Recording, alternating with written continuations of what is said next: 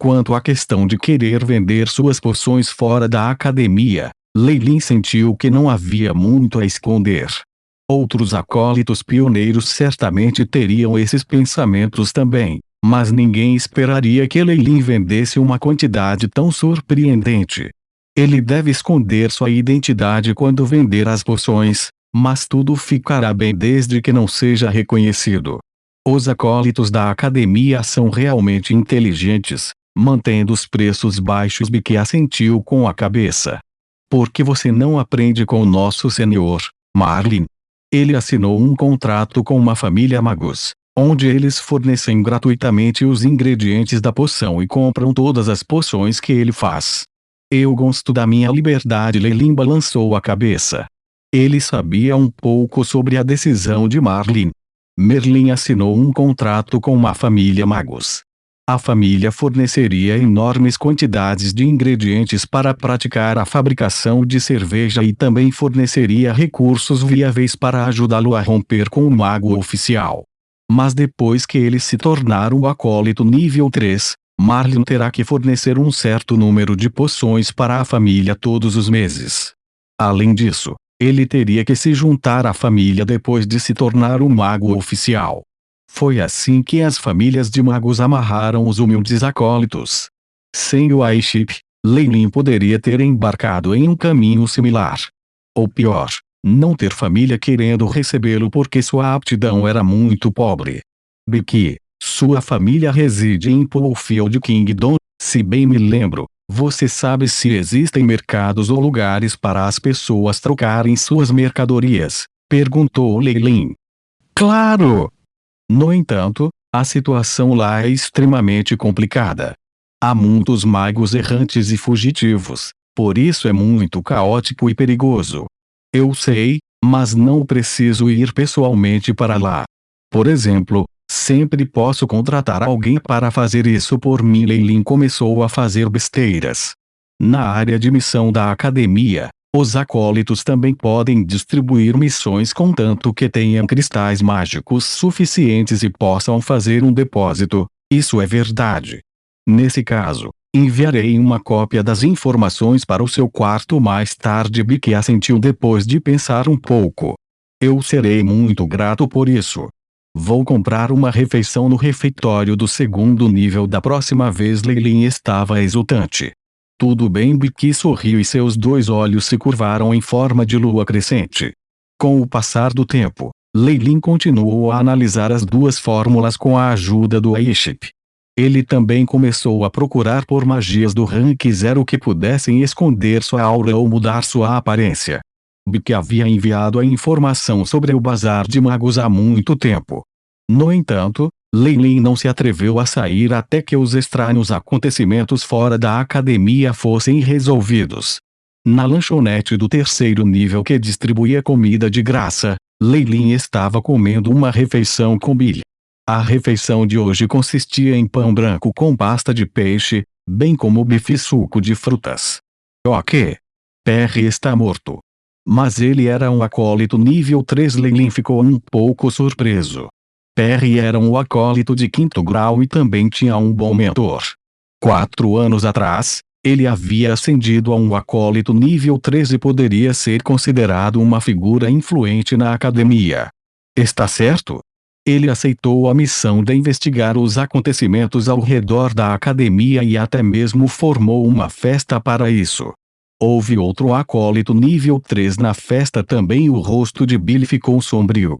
Com uma formação como essa, apenas um mago oficial poderia ter matado Perry, concluiu Lei Lin. Perry estava certo de estar carregando um artefato mágico, e ele era um dos mais fortes entre os acólitos de nível 3, para não mencionar quaisquer itens poderosos e salvadores que seu mentor poderia ter dado a ele. E ainda assim ele morreu, deixando Lei Lin ainda mais com medo do perigo que cercava a academia. Não necessariamente, eles podem ter sido sobrecarregados por números. Ouvi dizer que quando Perry foi encontrado, sua parte inferior do corpo estava faltando e suas entranhas foram comidas. De relance, é claro que estes são os feitos dos homens bestas Beastmen. Leilin recordou o conteúdo de um livro que lera. Segundo o livro, havia duas explicações de suas origens. Um descreveu-os como os experimentos fracassados de um mago, e o outro os chamou de um tipo de subespécie humana. No entanto, um ponto comum em ambas as explicações era que esses homens bestas eram extremamente selvagens e espertos. Eles não estavam sempre nas terras desoladas do desespero, porque eles estariam vagando aqui. Eles estão até atacando acólitos, eles não sabem que isso é simplesmente provocação. Leilin ficou um pouco intrigado. Os cérebros dos homens bestas sempre foram mal desenvolvidos. Quem sabe o que eles poderiam estar pensando? Mas eles nunca ousaram provocar magos. Caso contrário, eles estariam há muito tempo extintos. Bill acrescentou. Sempre que os magos oficiais da academia saem, seus caminhos não são bloqueados, nem acontecem quaisquer acontecimentos estranhos. Parece que esses homens-feira se esconderam de antemão. No entanto, eles atacariam com toda a força sempre que encontrassem um acólito. Era um caso padrão de intimidar os fracos, enquanto temia os fortes. Eles não serão tão desenfreados por muito mais tempo. Perry é um aprendiz do professor Arose.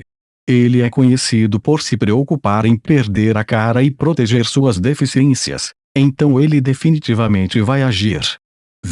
Disse Bill com confiança. Uma das razões pelas quais a Abyssal Moonforest Academy não tomou medidas contra esses Bestmen foi porque os Bestmen eram muito fracos e não representavam qualquer ameaça para um magus oficial. Por outro lado, eles dão aos acólitos a chance de aprimorar suas habilidades de batalha e ganhar experiência. No entanto, a situação mudou agora que um aprendiz estava morto. No entanto, Leilin ainda achava que era absurdo que esses homens bestas aparecessem de repente na vizinhança da academia. Como no incidente do cogumelo da face de aranha de antes, ele sentiu que tudo fazia parte de uma conspiração maior. No entanto, não sou o único inteligente nesta academia. Se eu puder pensar nisso, os outros também terão certeza. Porque ainda não há rumores. Leilin pensou profundamente. Esta situação é um pouco estranha. É melhor eu fazer alguns preparativos com antecedência. Leilin. Uma voz chamou atrás dele, e parecia estar vacilando um pouco. Leilin se virou e viu Gurisha, um dos acólitos que tinha ido à academia com ele e possuía a aptidão de um acólito de segundo grau. As ondas de energia que irradiavam de seu corpo mostraram que ele ainda era um acólito nível 1. Este é um amigo meu. Vou me despedir primeiro, disse Leilin a Bill. Vai fazer o que você tem. E Bill sorriu. Existe algum problema? Leilin foi até a Gurisha e perguntou baixinho. Gurisha geralmente era uma pessoa bastante reservada e estava sempre sendo repreendido por Calyweir e pelo resto, então ele raramente saía com eles. Tinha que haver um problema se ele procurasse Leilin desta vez. Isso. Nós realmente temos um problema. Você poderia vir comigo por um tempo? Gurisha perguntou. Tudo bem, concordou Leilin, já que ele não estava fazendo nada. Vamos voltar para o meu dormitório. Gurisha trouxe Leilin para seu dormitório. Leilin olhou para o número do quarto, 1913. Estava a uma certa distância de seu dormitório, não admira que não se vissem muito. Vamos entrar. Não fique chocado demais. Gurisha disse preventivamente. Leilin inalou profundamente e colocou a mão esquerda na bolsa da cintura antes de abrir a porta e entrar. Uma vez que ele entrou, um fedor repugnante se infiltrou em seu nariz.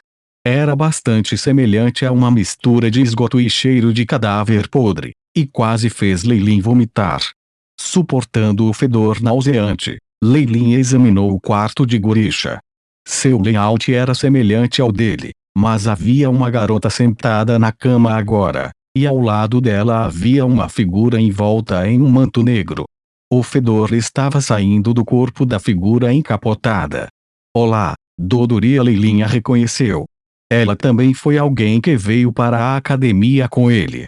Sua aptidão era ainda pior do que a de Gurisha, apenas um acólito de primeiro grau, e mal se qualificava como acólito nível 1 até agora. Quanto à figura vestida de preto, de acordo com a varredura do I-Shape, suas ondas de energia eram um pouco estranhas. Às vezes as leituras mostravam que eles não eram nem mesmo um acólito nível 1, às vezes mostrava que eles estavam no auge de um acólito nível 1 e podiam quase avançar para um noviço de nível 2. Além disso, a radiação em seu corpo era excepcionalmente forte. Olá, Leilin Dodoria forçou um sorriso, mas ambos os olhos estavam vermelhos e inchados, como se tivesse acabado de chorar. O que exatamente está acontecendo? Leilin sentiu que o problema estava com essa figura vestida de preto.